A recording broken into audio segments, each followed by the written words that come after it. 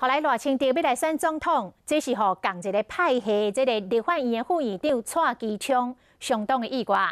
蔡其昌进前有甲记者来受事，讲赖清德若来参选，就要请大家食一碗500块的牛肉面。即摆这条钱是一定爱开咯。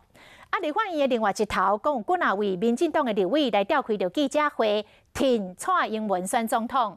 参陈菊甲陈其迈嘛拢表态支持蔡总统竞选连任。决定响应总统派主席的号召。赖清德抛出选总统的震撼弹，那是外界惊到。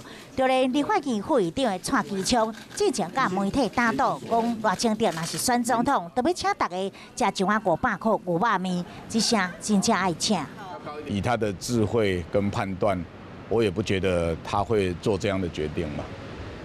所以准备请大家吃牛肉面吧。团结拼胜选，坚持挺小英。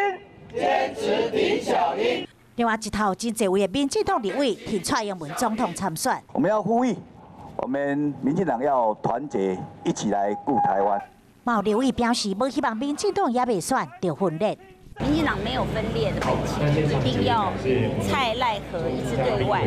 国民党已经表态参选的中新北市长朱立伦，伊安尼讲。他这2天比较忙，他昨天被突袭。赖清德选总统，若是对手蔡英文，恐惊嘛，互国民党必须要重新思考战略，战况是瞬息万变，哪里定赢各有盘算。